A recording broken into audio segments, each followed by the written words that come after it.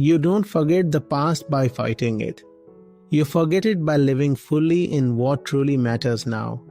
ઘણા બધા લોકો દ્વારા પૂછવામાં આવે છે કે અમારા ભૂતકાળમાં પાસ્ટમાં એવું કંઈક છે જેને અમે ભૂલવા તો માંગીએ છીએ પણ ભૂલી જ શકતા નથી. તમે જેટલું વધુ ને વધુ ભૂલવાનો પ્રયાસ કરશો, પાસ્ટ એટલું વધુ ને વધુ યાદ રહેશે.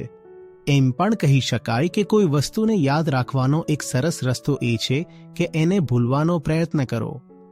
એને ન તો યાદ રાખવાનો પ્રયાસ કરો, ન તો ભૂલવાનો પ્રયાસ, કારણ કે આ બંને એક જ વાત છે. જુઓ, હમણાં શું છે જે મહત્વપૂર્ણ છે. જોવો કે હાલમાં શું છે જે ખરેખર જરૂરી છે અને એની કિંમત સમજીને એના મહત્વ પર ધ્યાન કેન્દ્રિત કરો ને. પાછળ જે હતું તે હતું, પણ હાલમાં કેટલું બધું છે જીવનમાં જે જાણવા લાયક છે. જીવન ક્યારેય ખાલી રહેતું નથી. જીવનમાં ક્યારેય કોઈ ખાલી જગ્યા જેવી વસ્તુ હોતી જ નથી. હમણાં પણ ચોક્કસપણે ઘણું બધું હશે જે તમારું ધ્યાન માગી રહ્યું હશે, તમારી ઊર્જા માગી રહ્યું હશે, પણ તમે એને મહત્વ આપી રહ્યા નથી, સમય આપી રહ્યા નથી, કારણ કે તમે ભૂતકાળમાં ફસાયેલા છો.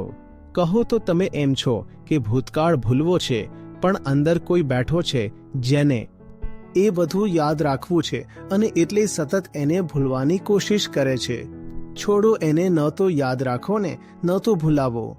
જે હમણાં સામે છે અને નાના બાળકની જેમ રડી રહ્યું છે, એ તમારો સમય માગી રહ્યો છે, તમારું ધ્યાન માગી રહ્યો છે. એને વર્તમાન કહેવાય છે. એને તમારી ઊર્જા આપો, એને તમારો પ્રેમ આપો, જે વર્તમાન પર કેન્દ્રિત થઈ જાય, જે સાચી વસ્તુ સામે હોય અને એની ઉપર પોતાનો સમય અને ઊર્જા લગાવવાનું શરૂ કરી દે છે. એને જણાશે કે ભૂતકાળ તો આપોઆપ પાછળ છૂટી ગયો, કોઈ જાતનો પ્રયત્ન કર્યા વગર.